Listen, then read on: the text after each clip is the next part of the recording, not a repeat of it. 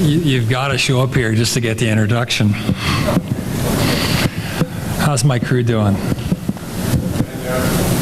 10 minutes. Let me start.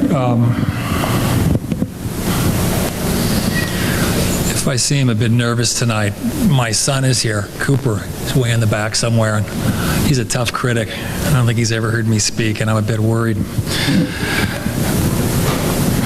Eric, immensely generous.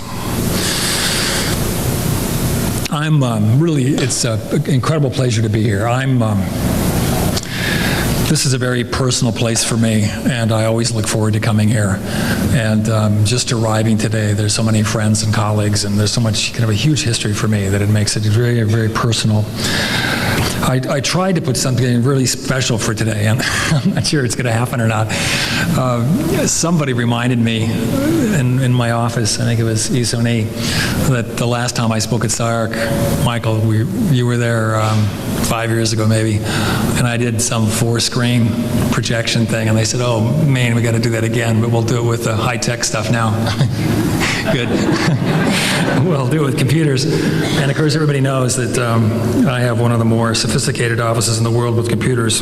That's a joke, with me anyway. I can't operate this my book here. Should I open it? Can I open it? Is it okay? And I have been instructed how to operate this, meaning that it has a forward button on it, and to never push the reverse. One of the things I tried to do tonight that I hope is going to work, because if it's not, I'm going to have to come back. That's all I can tell you. Is that I was trying to put together a density of images. And for those of you that know me, speaking isn't my kind of favorite pastime. I'm a person that's really is dependent on kind of the saturation of images and lives within the visual world. And I'm extremely comfortable within that world, and I'm always a little bit tenuous and somewhat insecure in the verbal one. Blythe will tell you that. Blythe's my wife. But what I want to do tonight, if it's going to happen, is I want to try to explain our interests over the last 20, 25 years. That'll end in it's chronological, that'll end in the recent work. And the only way I can really do that is to somehow see it as an accretional act.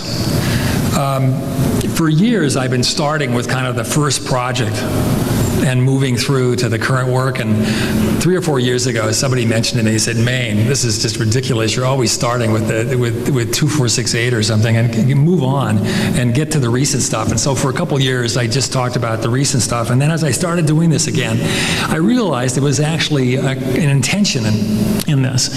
And what it is, I think, is that I can only see the work as a process which is accretional and developmental, where each work is opening avenues, opening potentialities, opening potentialities to future new potentialities.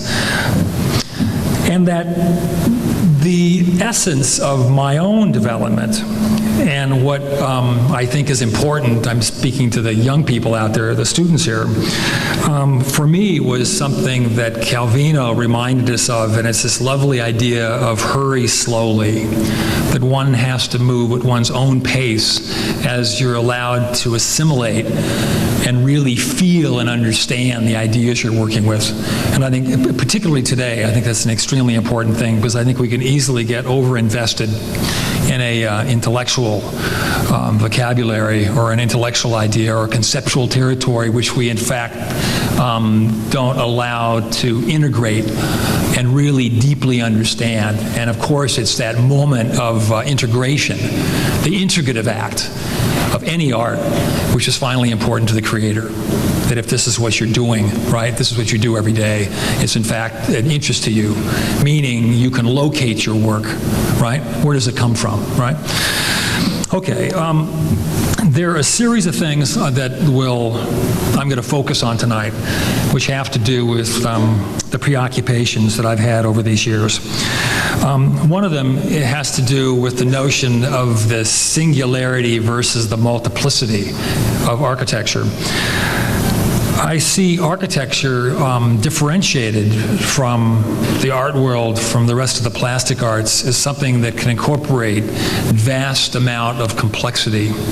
And the work has always been attempting to challenge the simpler, singular conceptual path and explore the multiple influences and trajectories that are within the possibility of architecture, and very much connected to its method of formation, which tends to be over a fairly long period of time, where one can work through reiterative processes as one works his way through the simpler, early generative ideas to its completion as it responds to urban, cultural, economic, political forces, etc.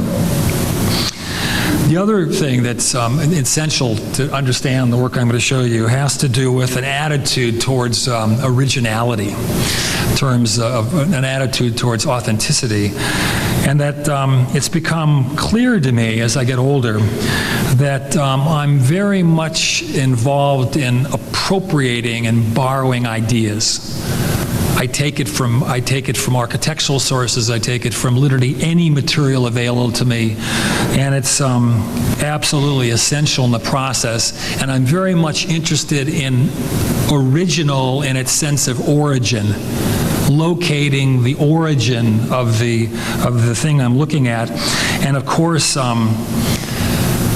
like my generation, I probably have the huge influences of somebody like Corbusier, who had this amazing ability to retranslate, as well as characters like Faulkner and Joyce, and we could go on.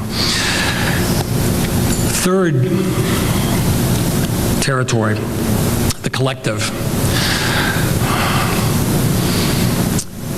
Again, I think as my practice expands, as I look at the work over the last 20 or so years, it becomes really clear to me that although from the onset I could talk about the collective, architecture as a collective act parallel to cinema, for instance, i.e. Morphosis, right? And that notion was very much connected to the late 60s, early 70s, and it was an attack on authorship. It was absolutely directly connected to people like Peter Cook and Archigram, etc. And we were borrowing and already kind of utilizing some of the sensibilities of the time. All of it in some way challenging the singularity of the development of an idea, and seeing architecture again parallel to its complexity as having to do with a large number of people which work under a direction or multiple directions or whatever. And I've been committed to this, but I have to say, personally, it's become more apparent to me as I observe colleagues, friends, etc., architects I admire, other people within the creative world, that I'm really not a whole person. I'm a very fragmented person, and I'm missing huge gaps of things. And because of that, I think it's becoming clear to me now that from the beginning, really, I somehow understood this and started associating and organizing groups of people that, in fact, I saw as producing the totality of what it takes to produce a film, a piece of work, you know? And then that also means that it's not surprising then that some of the people I admire would be a Ben Bradley, the ex-editor of the Washington Post, this immense kind of intellectual character that had this incredibly powerful kind of focus in kind of directing that institution, and that part of this is connected to yourself appropriating literally as an editor. You're picking and choosing, and you're working your way through, and you're working through hunches, and you're sensing your way through prior to the more kind of rational or kind of founded kind of aspects of your work. But through all this, because I'm going to say on one hand, okay, I'm missing, I'm a fragment of some total being. At the same time, I've been absolutely driven for coherency and totality.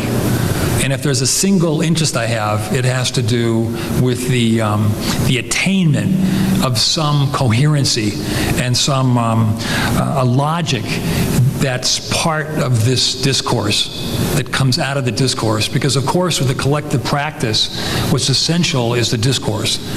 And of course, the discourse within a broader interpretive, artistic sense, let's say, not in a pure verbal, traditional sense, because it has to do with the intimacy, the nuances of discussion between the group of people you're working with. And again, the work, if you're going to see it tonight, we're still getting, oh my God, I can't believe this is happening, but is the collective work of hundreds of people over 25 years. Should I start just, this happened to me once before, and I just said, the slide to the right is this, the slide to the left, is that right? Your left? Yep. Right, is this, am I going to be forced to do that for a while? Or am I going to say, thank you very much and see you later? Give me just a...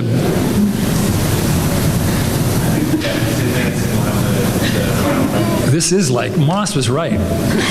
This is like Heathrow. 10 minutes is 10 minutes, and then it's still 10 minutes again. What's the reality? I just need a direction of where I'm going to go. If we don't have the final in 10 minutes, we'll have the yesterday. Which means we'll have the final after that. No, if it doesn't happen in 10 minutes, I'll cut off what I'm trying to do, and I'll just leave yesterday's presentation. And then what do we do? I'll get it going. Gotcha. You should never say you're sorry, so I shouldn't say I'm sorry. But it's really funny. I really, I've only done this for you, and I feel so badly because this is the only place I tempted to do this. Usually it's an image and chink, and I'm going to do my lecture and I'm out of here. I'm going to start discussing projects, okay? And if it doesn't happen at all, I'm going to go through it much quicker, and you're going to give me some guideline, and we'll set it up again, and if I'm welcome back. But I'll honestly, I'll have to come back, and I really want to show you this. We spent some time on it.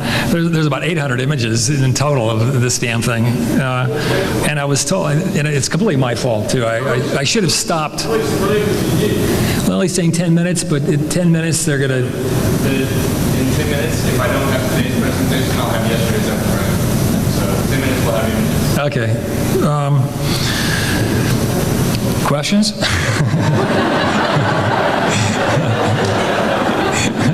It was lovely being here tonight. And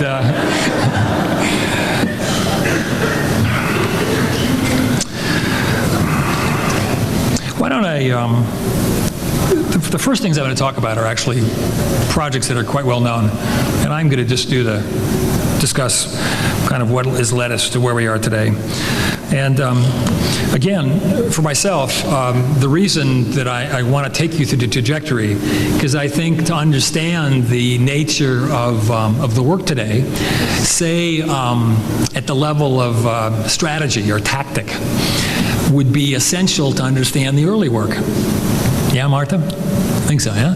Because, for instance, in the first 15 years or 20 years, I would have never even used the word strategy or tactic. And I was involved at a much kind of more basic level of making things, and I was involved in the dynamics and the kind of the world of that sensual project. But let me just quickly go through some of this trajectory verbally. It'd probably be important, or maybe interesting to know, of people of my generation, of Eric, that in the late 60s and the early 70s, there was a very, very different architectural context afloat. And it was both within a radically different political context, people like Martin Luther King and the Kennedys, et cetera, certainly than there was an image I couldn't actually find for today, and it was like orange alert, and it had a military vehicle in front of the White House, and it was really hysterical. And it just reminded me, this is what's going in our brains right now as we're trying to create things, right? This kind of hysteria, right? And this immense kind of spinning of the world, of seeing it only through this narrow band, right? And it's a very, very kind of sad situation. But on the other hand, it's a very dynamic one, because we're in a world right now which is literally divided down the middle. We're in a country right now that's divided down the middle. Well, the 60s was considerably different, and it led us to kind of an outrageous optimism, I think, many of us. And actually, I'm going to be in London next week, and I'm speaking. Peter Cook is getting the RIB gold medal, and the subject is optimism. And it was really hysterical, but that's totally typical of Cook, of course. How old is he now? Is he close to 70? He's ageless. Seems like he's 40 or 35. But there was this kind of incredible optimism, and with that was this interest in flexibility and change and causality. It was definitely a post-Darwinian kind of world, and the notion of the integrative. Everything was integrated to everything else, right? And with that came a challenging of a lot of the traditional aspects of architecture. And our first work, I saw your show recently, kind of peeked in, and Michael's drawing of the sequoia drawing was up, and the idea was anonymousness. There was kind of no sensuality. The architecture was an absolutely pure. Desire. Architecture starts with desire, but that's in the middle of my talk, so I'll save it. Damn, you don't want to give those. Now you're giving my lines away. I can't do that. And then there was this period of time that, for me, it was, 5 or 6 or 7 years, and I was in urban design and planning, and then reemerged and got involved in the projects that you would, if you know them at all, it would be the Delmer House, it would be 2468, it would be Sedlak, it would be the work which was starting to explore the contextuality, the literally context in a literal sense, meaning with text. And it was interested in supplementing what appeared to make sense, and to reveal was not immediately legible, and to use that fabric as the generative force of the work. And all of that, those projects, the little alley houses, etc., were very much interested in their point of departure of their beginning place as being part of the broader context and the site, and both within an organizational sense and a material sense. And then that developed into the Lawrence House, and the project was getting a little larger, same ideas. And then at some point of time, drawings became more instrumental. The work started moving from a priori thinking, drawing as a complete thing, right, and taking it through a process. And the work started connecting up to the earlier phase, the 60 stuff, the process stuff, because again, if anything, the 60s was absolutely committed to process versus product, right? It was a complete commitment and absolute devotion to the processes that develop your work, right? And then so in this next phase, a couple years later, and I'm thinking of the Lawrence House drawings, the sectional drawings, the 9 drawings that ended with the hand drawing them, there was not only an interest in drawing, but it was a very self-conscious interest in drawing, where you literally showed yourself in the process of making something. And it was a beginning of a transition into moving away from maybe the more literal kind of physiognomics of the context we're looking at. I'm thinking of the 2468, et cetera, now, and moving into drawing as an exploratory tool, as a method of investigation, and then with that, and I don't know how things happen. They happen just by randomness, probably. The CAT scan, which was way prior to computers, started leading us to an idea of a certain spatial sequencing. And it had very much to do with some ideas that had to do with sequence narrative of spaces and the relationship of the interlocking of space as an idea. And the section, of course, is the drawing, the conventional drawing that allows you to understand that. And as the sections got closer, because you could look at 3 years later and it was maybe Cape Manalini, and the sections are now a meter apart, etc. And we were starting literally to start building the three-dimensionality of the space as we were developing these drawings. And then, of course, like all young architects, work was scarce, at least work that you could, that was authentic work, that allowed you to define yourself, right? And so it became very clear, and again, part of that was leaving the signature, leaving the process on the drawing, was that was the product. By the time we got to 6th Street, it was literally talked about as the work, or the drawings, those 10 drawings, right? And that was the currency of your creative investigation, and it became the development of your history. John, I remember you talking to me 3 years ago when you left to start your own firm, that the first thing you have to do is begin a history. And it never kind of occurred to me that way, but it was really interesting. You literally are building your own kind of essence of who you are and what you stand for and what your values are as an architect, right? And of course, lucky for us, drawings and models, projects, are actually absolutely not only legitimate, they might be actually the only kind of method of developing when you're young, vis-a-vis, I'm thinking about real buildings, realized buildings. And in fact, I think it was the problem today, because I've moaned and groaned my whole life and spent much of it being quite angry about not being able to realize things. But I also realized that the other is even worse. To go out and immediately start producing large commissions probably completely terminates your development as an architect, right? It takes a long time. It takes at least 10 or 15 years to really develop yourself. And that time is absolutely crucial, and it goes back to the Calvino hurry slowly. By the time we got to Venice 3, if I keep at this pace, waiting for this, well, I'll be here till midnight. I'm trying to think the last person that spoke for 4 hours. Wasn't it before he died? Who was it? Flight's laughing. She's expecting me to have a coronary attack on the spot. Lautner, right? He gave it. I don't know if anybody here was there. He was an amazing character. I think he actually spoke for about 4.5 hours, right? But when the slides come up, I wanted to kind of ching, ching, ching, ching.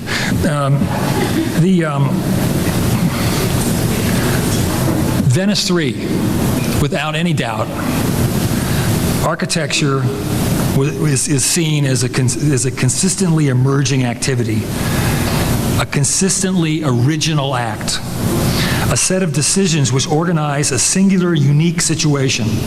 The quality and the richness of our work remain attached to what is its own and neither telecommunicable or transportable. Absolutely key notion in my sense of what architecture is. It's absolutely specific and unique to its time, to its place, to its conditions, and to its authorship, individual or collective. And at the time of Venice 3, it was at that time already articulated in that sense, and the project was a part of that. And of course, the words, which were repeated ad nauseum, were specific and idiosyncratic. I think I've probably used that word until it just over and over again, and always looking for the enigmatic. The enigma, of course, being the magic, the thing that's so hard to find, the thing that you work for. It just doesn't happen. It's something you have to cultivate, right? And then other things were taking place. And again, part of this has to do with, oh, damn. Hey, John, I told, somebody said that I had to show that, so I showed it. That's my first building, talking about appropriating things. I was looking at, I think, IHOPs at the time, was my favorite building. Was a...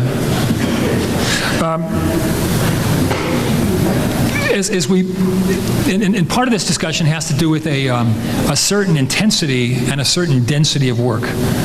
And it is something that you try to pass on in your teaching, and that I think it's absolutely crucial that you have to have a certain kind of, you have to use your capacity to a certain level to ever reach ideas.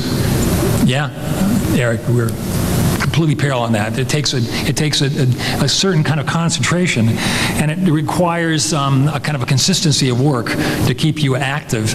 And then as things grow, they're growing maybe beyond your capacity to even understand how they're growing. There's many, there's a chance of starting to play a role, but it's somewhat intentional because it's part of the creative act. And so when we got to 6th Street, a series of things happened, and it has to do with various influences. And if you had a slide here, you would see a piece of a B-52 that's falling apart. We're going. I'll stop him.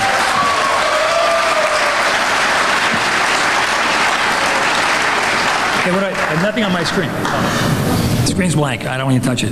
Oh, I go here. This is yesterday's. This is yesterday's. Oh, you want to do just? Oh, no, I just hit it. Just press it twice. There we go. Bring your son up here. Where's my son?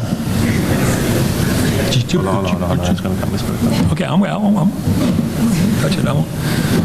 Mac.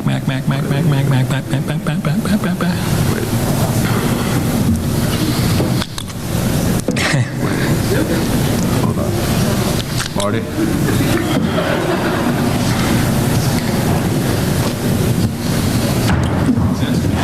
Got it covered. No. Okay, no. We do have it covered? No, we don't. Hold on. Okay, this is one too fast. Back one.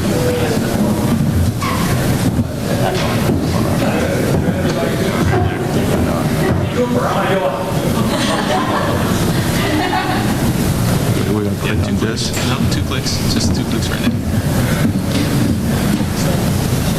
You know, people at all the projectors, so if you want one border background, just yell. So click. Wait. This One again. 2 clicks. Got it. Okay, got it? Okay. Now all you do is just press twice.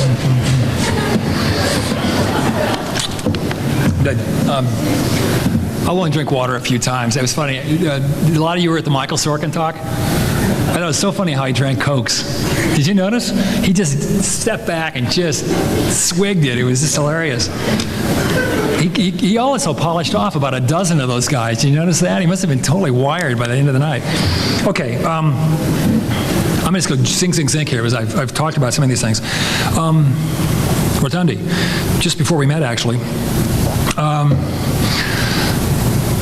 This is a joke.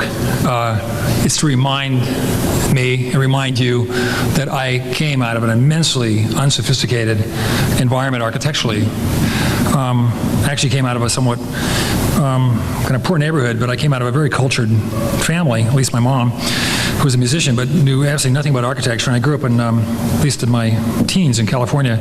And somewhere in high school, I had no idea what to do, and I was a horrible student, a discipline problem, and all kinds of things. And I got involved in this project and won some sort of a prize for contractors, and said, "Oh, okay, I know what to do. I'll be an architect." And I really liked making the model. And as you can see, it was really quite extraordinary. And it was, I was way ahead of my time. And by the time I got to school, I didn't realize architecture disappeared, and I had Ralph Knowles and a bunch of guys, and we didn't do any of that, didn't even study it. We were working with kind of abstract forms. And then after 5 years of that, a couple of years later, I went into planning, and then I met a guy named Jim Stafford. Is he teaching here still? And we worked together for a couple of years. And somehow, I think this is my first year teaching. I was at Pomona just before the whole thing blew out and SCI-Arc started. I was very much interested in not morphosis, but metamorphosis, the dynamic change of organic matter. And D.R.C. Thompson was big back then, and I understand he's coming back again.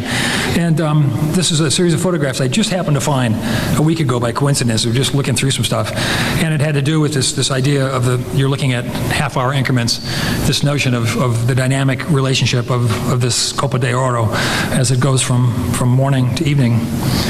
And was very much, wow, chink, chink, chink, chink. And then I told you about these, and they're all over the place, and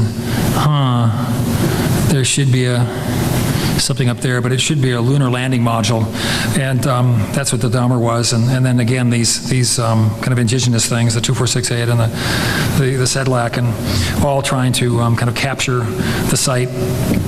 And then this notion of drawing, this repetitive act, this sequential kind of act, and again, whether it's the footnote on the side of 72 Market Street, but that it was basically an act of architecture, and it was the formation of our.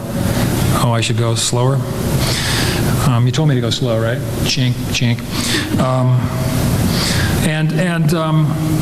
And again, maybe the model on your left represents the idea of the status of the model as an object, because it's left. It's part of an exercise of painting. It's left in process. It's emerging, because this idea of emergence has always been something that's captivated me. But a huge amount of the effort at this time, of course, was also involved in construction. These are houses we contracted ourselves. We actually build bits and pieces of them, and we didn't do it because we wanted to do it, or we didn't do it, I don't think, because we weren't interested in construction or carpentry. We were interested in maintaining an authenticity and a control over our own creative acts. Yeah? Make sense? Can't do that because people just won't let it happen, and it's the largest problem I have. We'll come back to this at the very end of the lecture today. With the larger projects, you lose control of your own creative mechanisms, and with loss of that control, you lose the work. There's no question about it. Or you have to struggle of relocating the work, which would be the discussion, which moves us from some more basic idea of the build in the Coleman McKinnell sense to a more strategic position. And then you've got to really separate the kind of reality from the bullshit. And there's much bullshit today.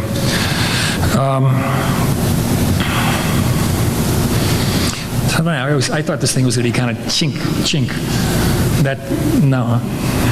That's Yi Sung-Yi, who put this together for me. The problems aren't his. The problems were mine.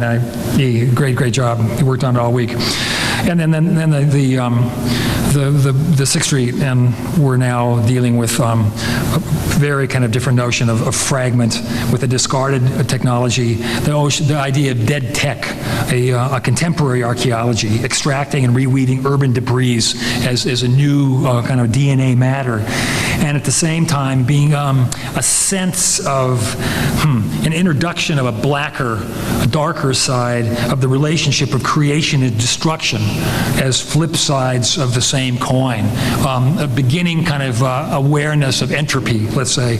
And at the same time, we started to reinterpret a very, very different way of the part, fragment, whole, and we're starting to move towards an interest of the accretion of the elements, the 10 pieces of decay in this case, making up the building, where the building itself is seen more or less as a neutral matrix, kind of holding these 10 objects, but the project is finally about the 10 objects. At least that's what we said it was about. I'm not sure that's really what it is, but it was attempting to be that. I think maybe that developed a little later on, we'll see. And of course, there was a connection immediately to various objects of various scales.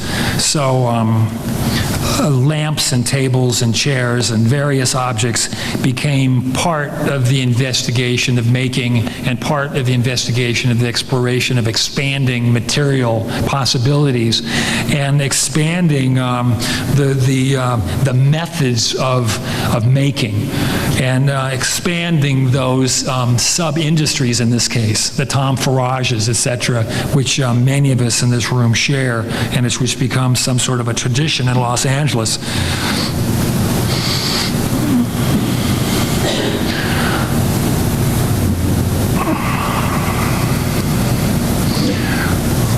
The piece on the side, Charlie Chaplin, the comic genius who specialized in showing how people are undone by the obstacles of material world. Pompidou was taking place, right? It was being built. I was going over every summer. Didn't quite share. The optimism of the 60s was starting to wear off into something more realistic. And the interest in technology was at this time radically changing into something that was seen less as an opportunity and as an aspiration, and more as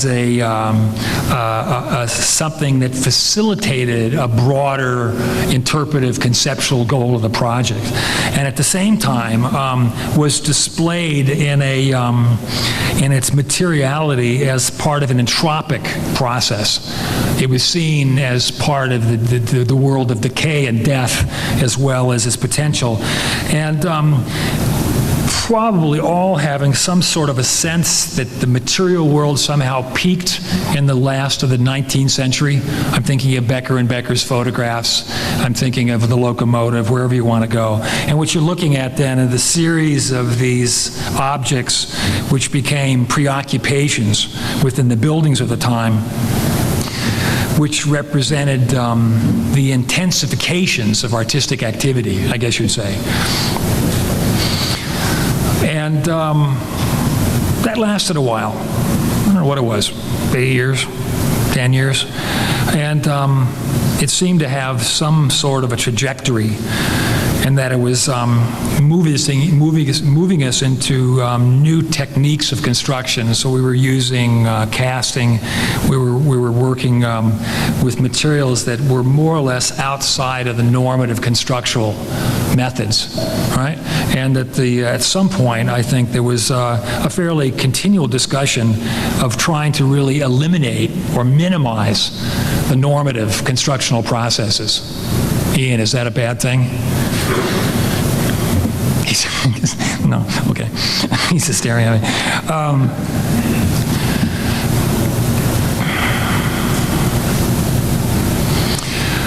What did take place, and these are converging ideas, because again, I'm going to go over and over and tell you that there's not single ideas, that these ideas have different places in the hierarchy of the work, and they keep reconverging and taking us different directions. That this notion of fragment, this notion of the part, of the increment, became really a preoccupation, and some of it was I'm not even sure, looking back, whether it was just accidental or whether it was unconscious or whether it was actually more conscious than I realized. But if you look at the Was House, McKelly, are you here? McKelly Saeed? Hey, buddy. This is McKelly's house now. I call it the Was House, but it's one of the only clients that stiffed us. And so it went from the, what was it, Michael? The Weiss House. The Weiss House to the Was House.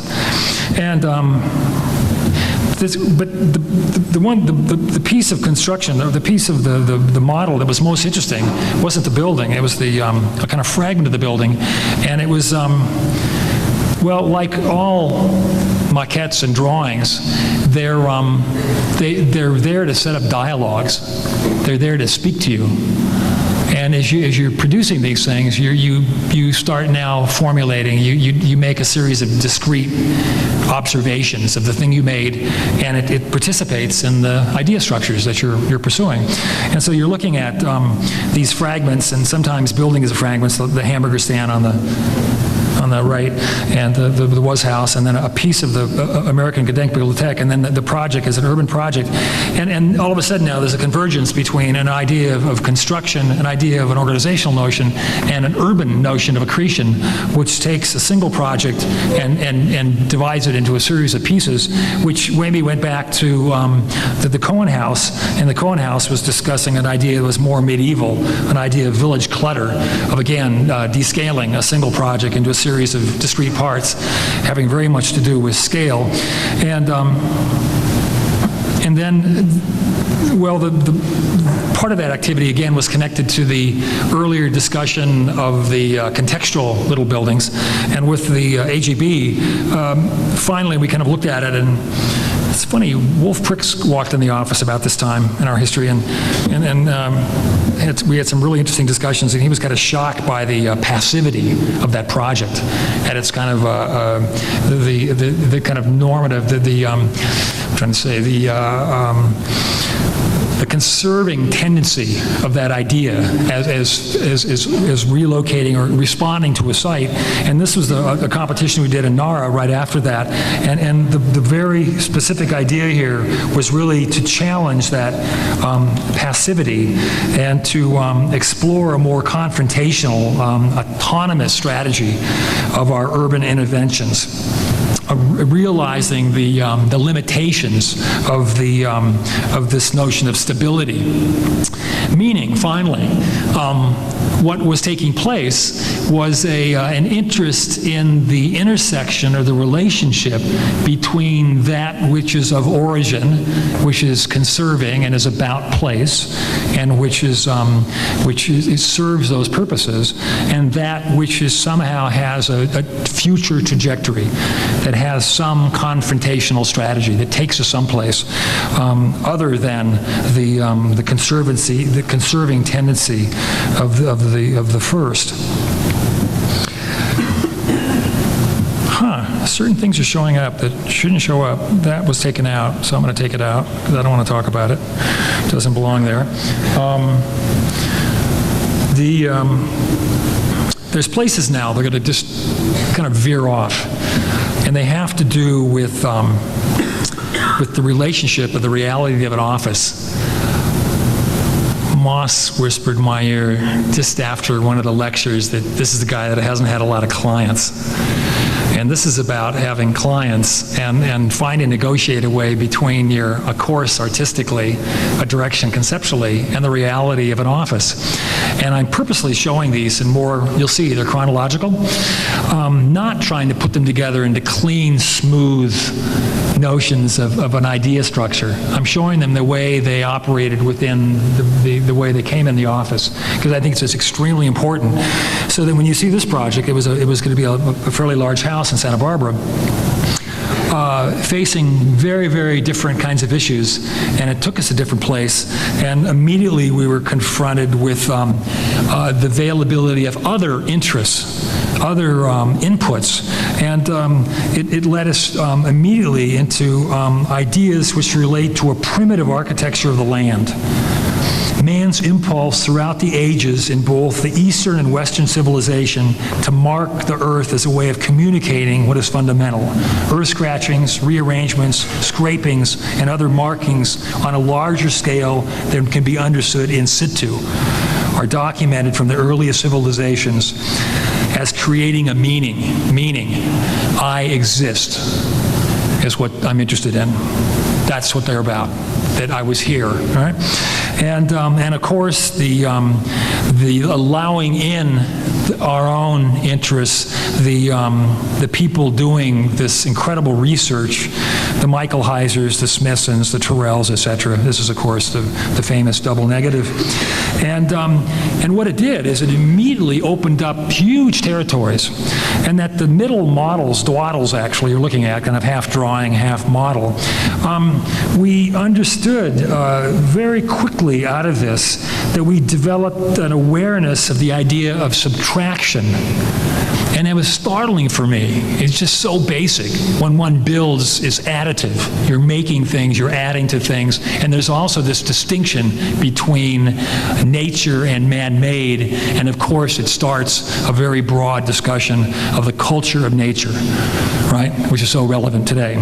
And then we were kind of stumbling our way forward at this time because I had no notion of even that kind of concept in terms of the cultural kind of phenomena of nature, meaning the way we construct nature as an idea.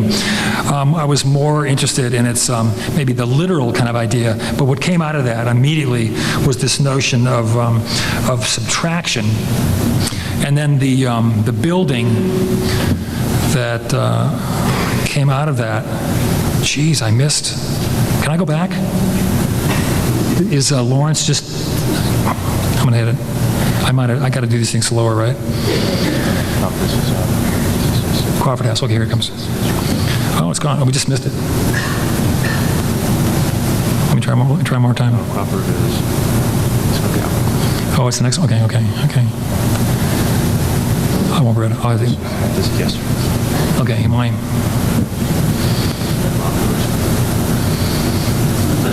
Don't worry about it.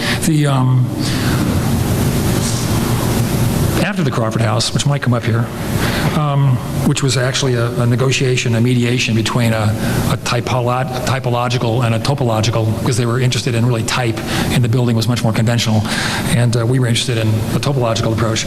And right after that, we started a very, very large project in Chiba, Japan, which is this golf club, and it allowed us to kind of explore this idea, and at this point, we were very much kind of on our way in a discussion of this relational characteristic between nature and building, and a building which is in a support function of nature, i.e. the holding gesture of the wall, and the integrative nature of the building as it compresses into the site, and as it becomes absolutely a sectional idea as it carves out pieces of the ground. And in reverse order, kind of in reverse order. Yeah, in reverse order. Just remember the dwaddle I showed you, and then the Chiba would come after this, is the building. And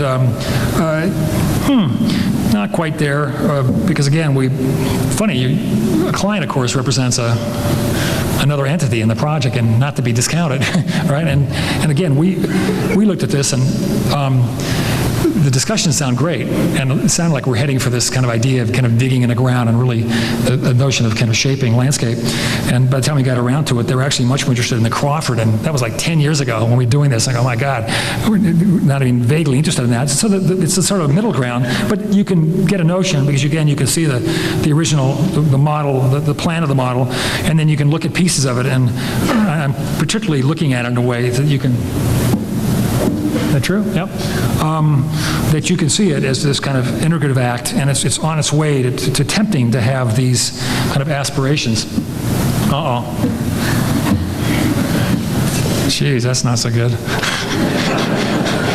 Gee, I always thought when you want to leave early, you sit in the back row. You don't sit in the very front row. That's embarrassing and kind of insulting. Damn.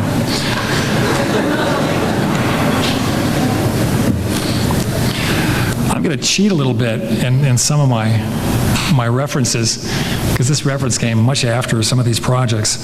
But if I would have been smart enough, or I would read more, I would have known some of these ideas. After this, there was a whole series of projects over a fairly long span of time. Prado, the Artspark, Using Car Museum, a school for the homeless in Las Vegas, all of them interested in this notion of, in some way, thinking of the ground surface and the articulation of the site as a primary motivating idea. And Solo Morales articulates the idea in the term, this very interesting idea of terrain vague, which I very much like. Came probably 10 years after I did these projects, but I'm going to still use it. And of course, he talks about this notion. It is within this landscape of fluctuation that we will situate our inquiry. how our attitudes and constructions impact and continuously transform the relations between cultural artifacts and natural landscapes. These projects will attempt to formulate definitions and models for describing the dynamic and reciprocal interactions occurring between natural and cultural ecologies.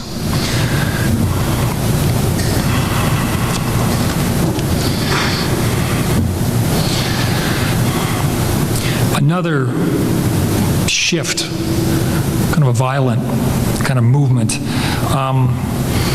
which is now taking this idea of land augmentation, I think at this time, and we're looking at 3 pieces of the Vienna Expo 95, so this was probably done in about 93, 92, what does it say, 90, and a piece of the Paris Utopie competition, which was along the Seine. And what you're looking at now is a beginning of an idea that's really stayed with us to this day. We're now grafting this idea of site shaping, because I think at this point we started even shifting our language, that the notion of designing a building or of developing a piece of work was now really talked about more in terms of shaping site. And we were starting to move away from the whole notion of the dichotomy between man-nature or building site and seeing it as a singular thing, right? And but what happened with the larger projects, the Vienna project is a project of 3 million square feet for a new district at the city with all the various uses which are compatible to a new town, is that we took about 2/3 of the program and compressed it into the site, carved it out of the site, and they'd be those aspects that have those possibilities: commercial space, parking, infrastructure, on and on. Theater complexes, entertainment. And then on the surface, on this new augmented surface, were a series of typological events which went back to our contextual thinking, going back to AGBC, AGB, the Gedenkbibliothek. And it was a collaboration between this notion of site augmentation and a more traditional notion of building typology. But what really came out of it, and which became kind of evident as we were completing it, is that we were now challenging this most basic idea of, say, figure ground, the building and ground, dynamic building, static ground, and it was moving from skiing to surfing. The ground was now activated, and both the so-called building, the tradition of building, and the ground were in active force. So that when we got to the competition for Spraybogen, we now could explore this idea in yet another kind of language, where we left the site, which is the I haven't even used this thing.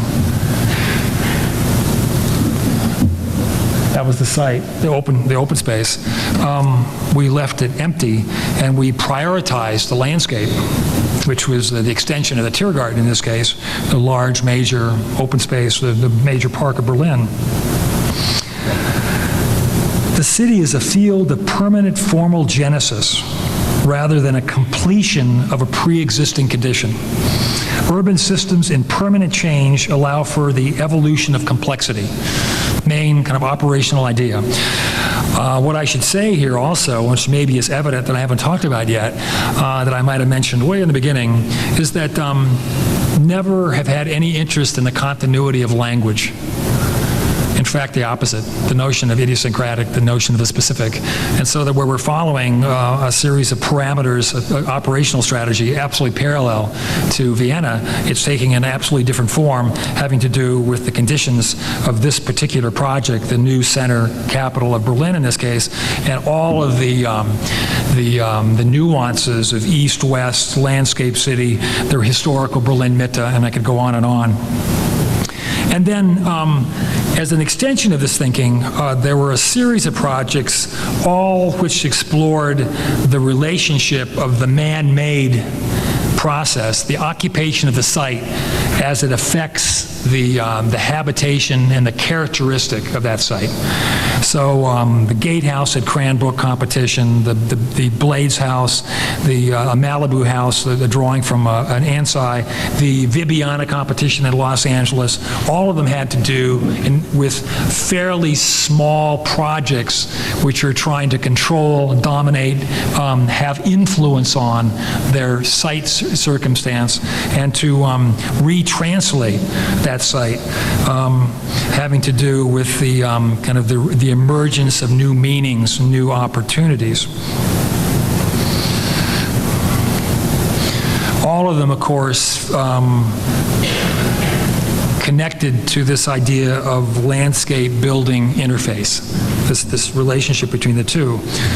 And then the completion of the next house, which in some ways was a critique of the Crawford House, like the Nara was a critique of the American Gedenkbibliothek, all having to do with this relational structure, and now a piece of work which is trying to find a language more compatible with this idea, where the Crawford House was still somewhat retarded, or somewhat, there was some sort of a condition of arrested development having to do with this language, which was something about something else. It wasn't really about the primary idea. This is a building which is starting to kind of move in a direction where there's a connection between the intentionality of the language and the intentionality of the larger proposition.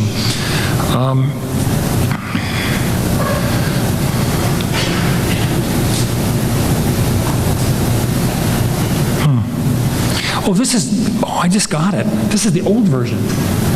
God, I'm so slow. Oh, this isn't the, oh, God. Oh, yes, it's really too bad. It's totally my fault. We spent the whole day working like hell revising this version, and it just hit me what the problem is. Is it right? Okay. It's still great.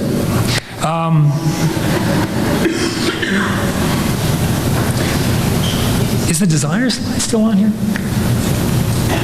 Okay, should have said desire right now. Ideas precede reality. Basic tenet of architecture. Yeah?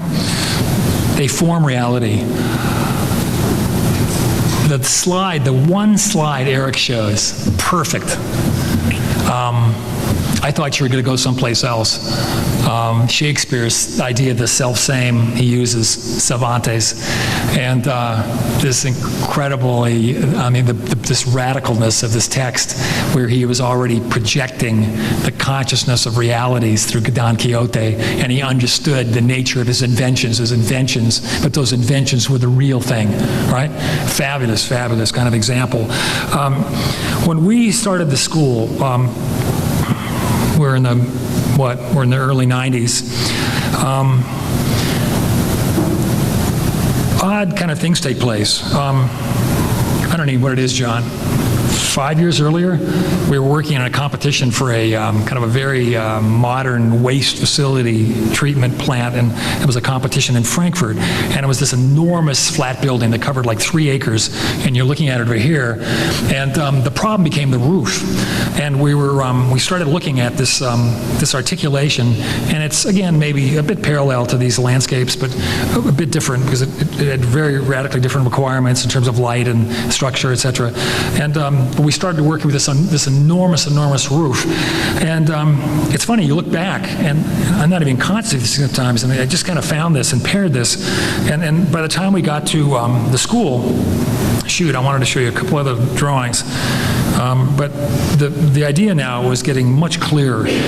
And the diagram you're looking at, this guy, is the first early sketch of the building. And at this point now, we're shaping site. The building's starting to disappear. And then the next one, wherever here, is a model of this. And pieces of building are starting to show up. And I don't know, it's either insecurity, or it was partly economic, I think, John, right? And it's also, again, I'm constantly kind of interested in forming dialogues. And so you scrape something clean, and then you put some of the oppositional kind of aspects back, and again, you start developing the relational thing. And again, if there's anything that's kind of consistent here, is an attempt for a consistency in the relations between things and not the things, right? It's the dialogue. It's how we speak to each other. It's the connectivity of things. And you'll see that in the second one. And then you'll see a site from afar. And what this was, and I think Richard Weinstein actually mentioned this to me. It wasn't completely clear at the time, but it was the first time, ooh, damn. That's Kiki Maupassant. She shouldn't be here. Okay, slide, but she belongs someplace else. What was that supposed to be? It's supposed to be another project. But here's the building, and how old was I? 40, it was just before 50. Am I right? What is it, 90? Yeah, I'm 50. And first project that I did where the social act and the aesthetic act intersect. Yeah, cancer center, a long time ago maybe. All right? Long time, waited for that. That you're actually working on a project that has a broad social, political, cultural implication. And it really had a huge influence on the office, had an enormous influence on me. And because it reminded me that you start architecture through a series of parallel questions. And in this case, one of them was extremely direct. How does an architect participate in the education of young people? Simple as that. It doesn't start necessarily with a building. It doesn't start with a formal enterprise. It starts with investigating a broader notion of how you want to participate in that process. And this was this incredible kind of opportunity that allowed us to counter the immense pessimism and the failure of our school systems, and particularly their physical facility, which could be only paralleled to prisons, and to demonstrate as architects that we're not only interested in ideas and the trajectory of those ideas in political and cultural terms, but that we build them, regardless if everybody says we can't do it. And John Enright, who ran this project, will tell you, they said we couldn't build it, they said it was too expensive, they didn't say it, they said it couldn't work in any number of ways. And you roll up your sleeves and you build it, and you prove to these young people that finally optimism and hope are worthwhile. And finally, that maybe becomes the most interesting thing. We could talk about this thing in formal terms. And then it was kind of interesting for us as a kind of odd, maybe validation, that there's been quite a number of films and advertisements made, and that money is supposedly going to some sort of scholarships, although I think they're taking it for the rest of the district. I get different stories, and you're looking at, hey, Cooper, what is this? You like the woman in it. I can't remember the name. You like the actress. It's called The Cell. Jennifer Lopez. Yeah, my son thinks she's extremely hot, especially when you see her from the backside. Not that there's anything wrong with the front side, but and it's become. I'm actually heading out here soon, and I really enjoy speaking to the students here and to the teachers. The teachers have kind of a hard time with it. It seems a little bit too experimental, but the students seem to understand it immediately and understand it in very direct terms. And then we're now moving in a kind of an odd trajectory, which is kind of functional, pragmatic, in that the school led us to another school that came through a kind of quid pro quo. And this one, we've done 3 now, and all of them are very different. This one is about a typological idea, and it was this first space saver. They took a site that's, instead of 5 acres, it was 2 acres, and we put the yard on top of the building, so the building is in this first layer. And we had a much nicer slide, but you'll get that next time, but you get an idea of what this is. A little disappointing on many terms, but that's another discussion. And then opportunities started kind of presenting themselves at a different level. In the middle 90s, we won a competition in Austria for a very large complex. It was plus or minus 500,000 square feet. And it was going to be a headquarters for a new upstart young bank, the Hypo Aldria. And it was going to be essentially kind of a new part of the city. And you're looking at the map, and we're just at the edge of the town. We're in Klagenfurt in southern Austria, very conservative, kind of sleepy place. It has the infamy of being the hometown of Haider, Jörg Haider. That didn't mean anything to, kind of a conservative guy that's known for his kind of interesting ideas. And we're at the edge of the town, and you're occupying a cornfield. And it was an opportunity to go back to the Vienna project and really look at this kind of integration of the concretizing of landscape into a new used form, and its interaction with a typological approach, which is the extension of the city as it exists.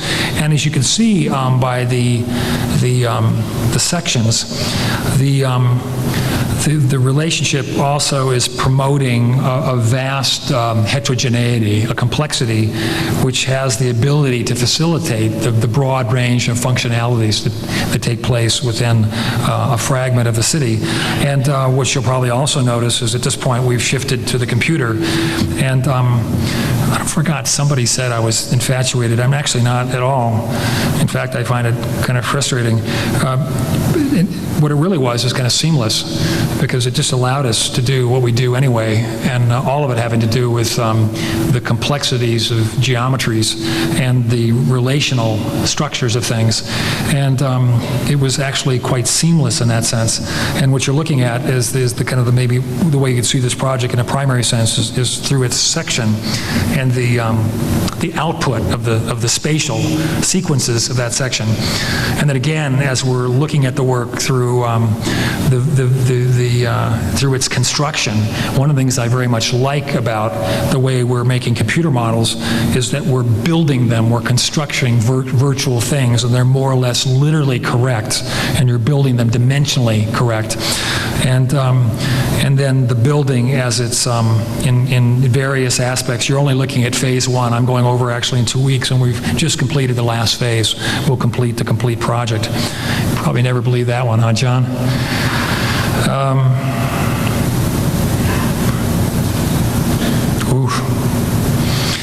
And then this is a piece of work where, because of the scale, the necessity for a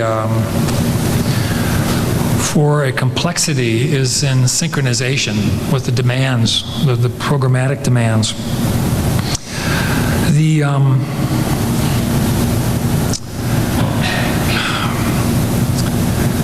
What is primary of interest here is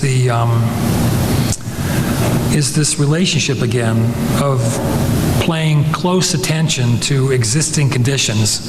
It might not be evident here, but the actual lines that make this thing are literally the urban landscape, the streets, the infrastructure, et cetera, that form this project.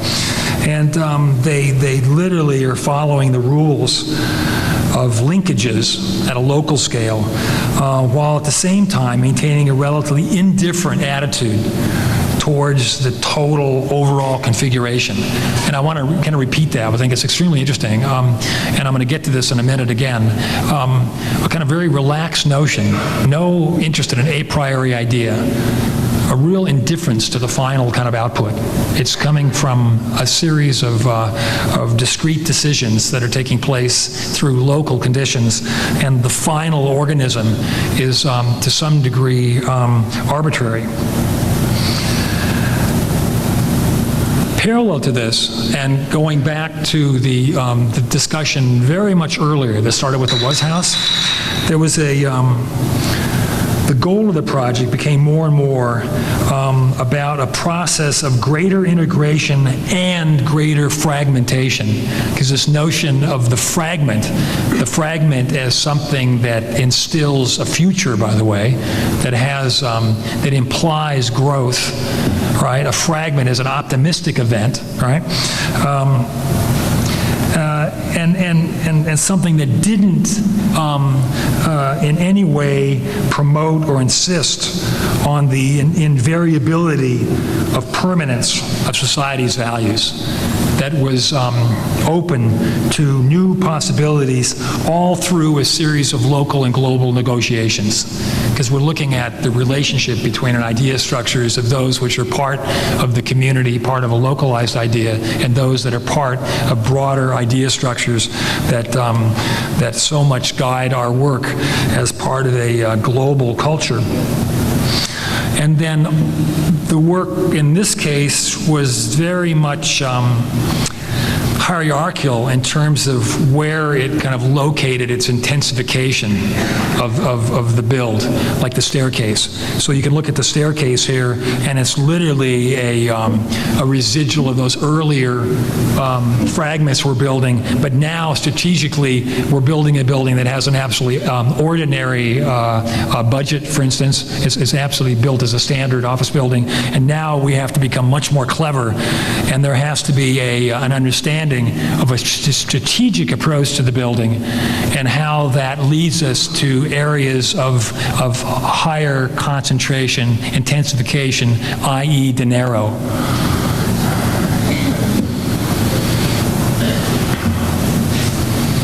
Boy, we're going to have to reinvent this board, right? I like to.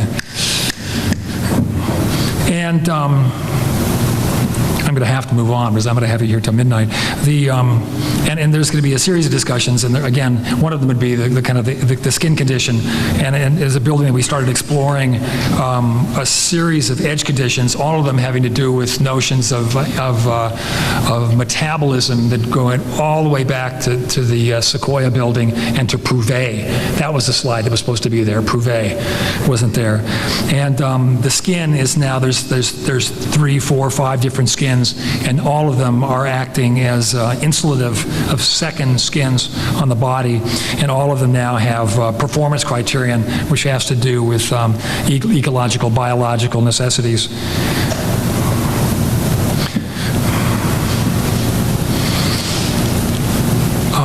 Yeah, okay. I get slightly confused once in a while. This is starting it, and the conceived work as a drawing or as a construction or whatever you want to call these things, and the work I think is it was just sent to me email a couple days ago by Martin Cromer, our on-site guy. And it's not quite finished yet, but you're looking at a majority of the completed project.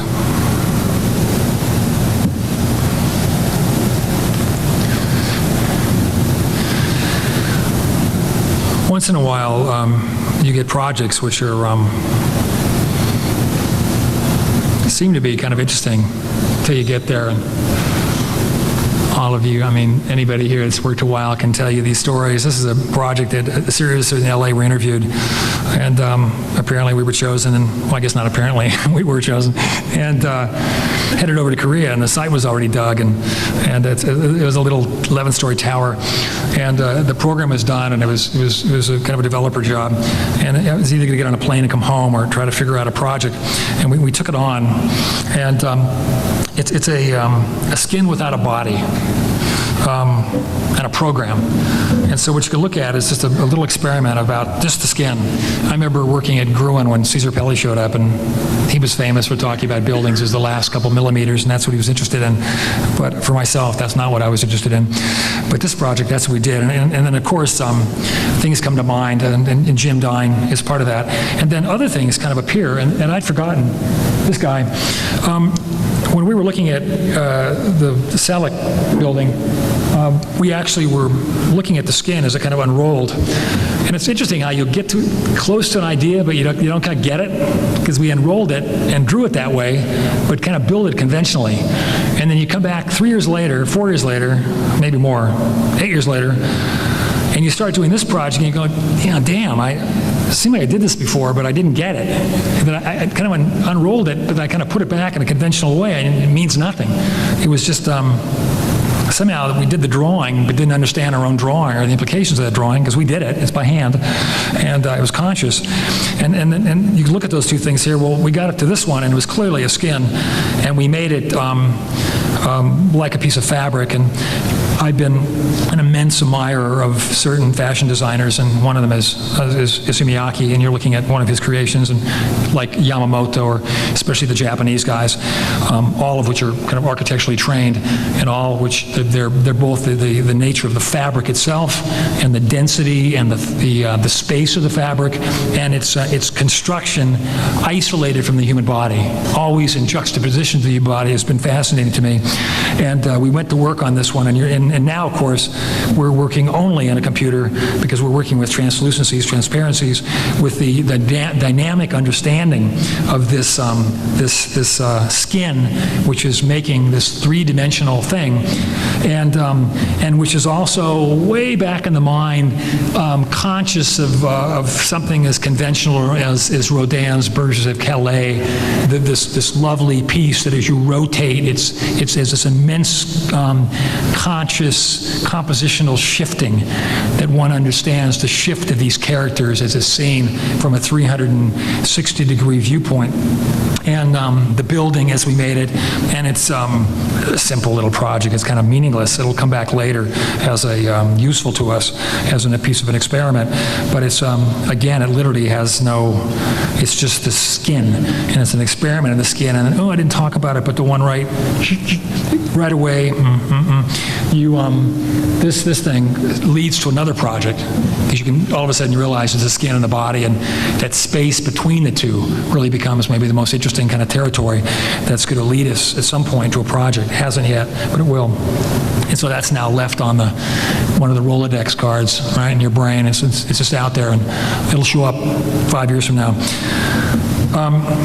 And then this notion now of the culture of landscape is starting to penetrate the work in not a literal way, i.e. a project that has a site, an exterior site in a building, but is now starting to operate within a conceptual way as we're looking at this design center in Taipei, where the piece of work is constructed as a series of interrelationships of forces, which are looking at the relaxedness or the kind of casual connectivity of something like a fresh mowed lawn, which is shown here, which is talking about the inexact or the much more complex set of relationships that move outside of the Cartesian language. And a project which is starting to formulate and to articulate a process and a strategy towards achieving that objective. Actually, the first automated model, can't remember where it came from even, came from out of house, and the project. And what I'm interested in now is a piece of work which has infinite diversity. It's systematic, it's organized, it's coherent, it has a logic, but there's no two places in the structure which are similar. And they have to do with the juxtapositional character and the relationship of the various pieces as they respond to programmatic criterion and to the particular parameters of use, space, etc. And then a sister or brother of that project, the SHR Studios in Scottsdale. Again, a very parallel idea. In fact, we even borrowed, where is it? We kind of reused these pieces in another way because those were constructed here and shipped to Taipei. And language changed, but the same strategy having to do with the integrative or the relational nature of the elements as they make a singular ping. Okay, again, we're in the office. Things are moving. I can't get the next work that is somehow naturally, or am I forcing it to be part of the last project? Completely different piece of work. This is a graduate housing facility competition we won in late 90s. I always remember this as the one that I participated from a hospital bed for 2 weeks directing it. It was quite hysterical. An urban piece of work. It sits on one of the major boulevards of Toronto, Spadina. It's an entry gate. It was asked to be from the competition to the university, and it's very much about the relationship between the singular nature of building as it makes a connective gesture to the city and looks for that connective tissue. In this case, the relationship of the skin. By the way, you're looking over here, an earlier competition where we started making the buildings escaping the parameter of the site. It became very interesting to me. You have a parameter, and because of density, as a conceptual idea, the building literally escapes into the territory of the public, and this is one where we were able to kind of explore that as a kind of major idea.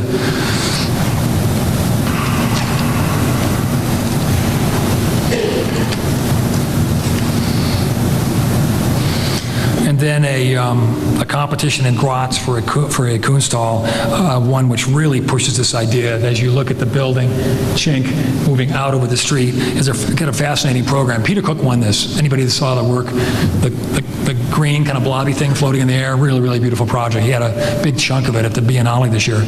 And really fabulous project, under construction right now. But the largest space was larger than the site. Great, great problem, right? Doesn't fit, and it had to be on one floor. So somehow you had to deal with this, and we were kind of floating this big chunk as you carve through it, and it becomes part of the public infrastructure, and it became kind of an extremely interesting project. And then the interior was compressed, and kind of one moved to this very narrow space as you move through this compressed urban space to the upper level of the Kunsthal. And again, it was a continuation of this idea of the dialogue between private, public, between building and infrastructure.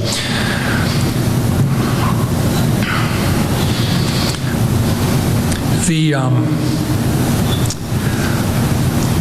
input of programmatic criterion, I think, is so essential to our work, because the uniqueness and the specificity of these programs are kind of endless. This is, I probably should be embarrassed to even show this. This is a part of a large project in Guadalajara that I'm part of, and it's a palenque. I honestly thought a palenque was a ball court, which it is. And it's a cockfighting ring, which we turned into a kind of multi-purpose space, event space. And this was the first project, and we were working under a fairly tough time constraint, and the client loved it, and I really detested it, and started the one behind you. And you can probably understand why it wouldn't make sense in a way coming out of the office, and then it's a singular kind of activity, and it just doesn't make sense to me. I'm just not interested in it. It's not whether it's a good thing or a bad thing, but it doesn't have any of the interests of some sort of conflict. And started with this one, and of course, what became interesting with this relationship is it's this two kind of ideas. One topological, the roof, which is about a greater extension of the roof, and one absolutely the type, because it happens to be in plan. I'm not sure if I have another slide or not. I think I do. It's an absolutely Roman forum. So it's an absolutely classical kind of plan. So it allows us the opportunity to conflict these two ideas of the typological and the topological as they interact to make this arena, and one that extends beyond, again, the kind of localized idea of its functionality. And then again, as a kind of a precursor to something I'm going to show you, the first competition on this side, and the kind of a really bad rendering or drawing of the thing we're building. This is the school in Exposition Park, which is now under construction, and it renovates an existing building, it's been gutted out, and I love this photograph. It's a kind of Pantheon kind of light, amazing kind of interior, 3-pinned arch, which is going to be part of the construction. And again, taking us someplace else. You know the building probably. It's got Frank's Aerospace, Fogg's Aerospace Museum on one end of it. One of his earlier iconographic buildings, right? And also kind of interesting, it was built for nothing, and it was kind of classic in that sense. And kind of immediately challenged kind of what you do at the other end. And everybody expected it, based on, I guess, our perceptions of who we are, that we'd do kind of another one, and it'd be kind of a weightlifting thing, kind of the two ends, barbell kind of thing. And I was going, no, we don't want to do that. And we went Buddhist and kind of just made an extension of the lower part of the ground, and wanted to go away and wanted to be extremely passive.